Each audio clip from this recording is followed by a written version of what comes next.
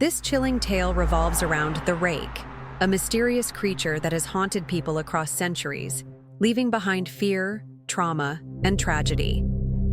Through fragmented accounts, like a suicide note, a mariner's log, and a modern-day family's encounter, the story reveals the creature's terrifying presence and its ability to psychologically torment its victims.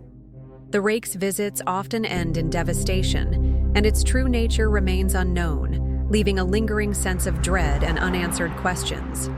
The story is a haunting exploration of fear, loss, and the unknown. To improve your experience, please turn down the lights, put on a pair of headphones, and enjoy this story. During the summer of 2003, strange events involving a mysterious human-like creature sparked brief interest in local media in the northeastern United States, particularly in rural New York State.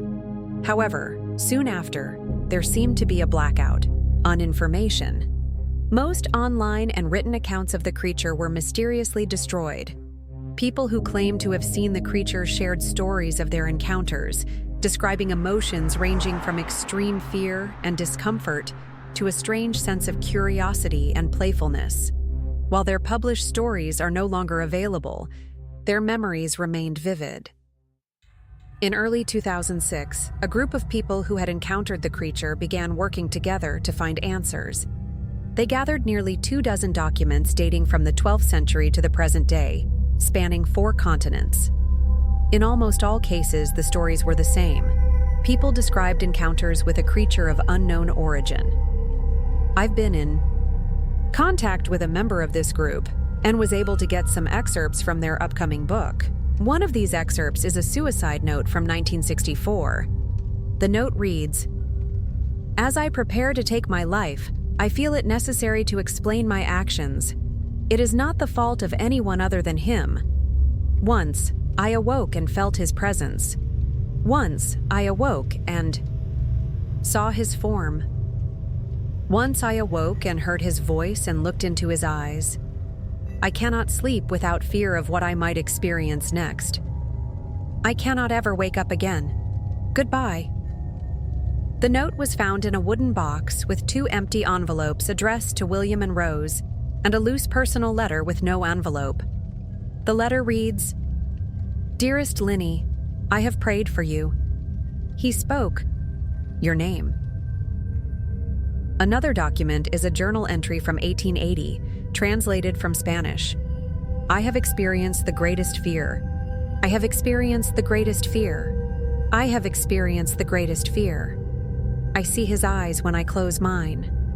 They are hollow and black. They saw me and pierced me. His wet hand. I will not sleep. His voice." A mariner's log from 1691 describes, "He came to me in my sleep from the foot of my bed. I felt a sensation. He took everything. We must return to England. We shall not return here again. At the request of the Rake."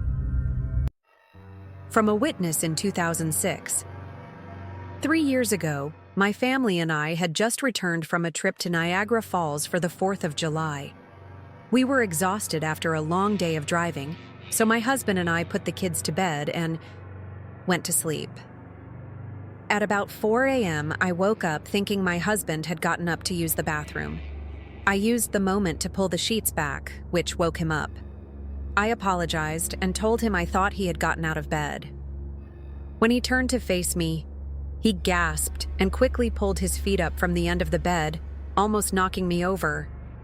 He grabbed me and said nothing. As my eyes adjusted to the dark, I saw what had frightened him. At the foot of the bed, sitting and facing away from us, was what appeared to be a naked man or a large, hairless dog. Its body was in a disturbing and unnatural position, as if it had been hit by a car. Strangely, I wasn't instantly scared. I was more concerned about its condition and thought we might need to help it. My husband was peering over his arm, his knees tucked into a fetal position, glancing at me and then back at the creature. Suddenly, the creature scrambled to the side of the bed and crawled quickly in a flailing motion until it was less than a foot from my husband's face.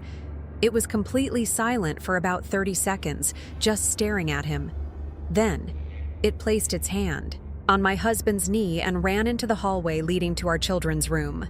I screamed and ran to the light switch, hoping to stop the creature before it reached my children. When I got to the hallway, the light from the bedroom was enough to see the creature crouched about 30 feet away.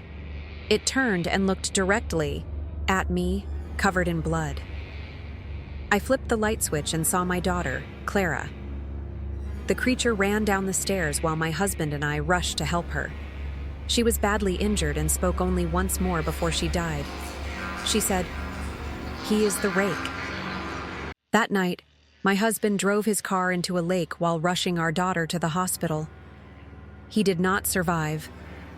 In our small town, news spread quickly. The police were helpful at first, and the local newspaper showed interest, but the story was never published. The local TV news never followed up either. For several months, my son Justin and I stayed in a hotel near my parents' house. When we finally returned home, I began searching for answers. I eventually found a man in the next town over who had a similar story. We got in touch and started talking about our experiences. He knew of 2 other people in New York who had seen the creature we now call the Rake. It took the 4 of us about 2 years of searching the internet and writing letters to gather a small collection of accounts about the Rake. None of the documents provided details, history, or follow-up.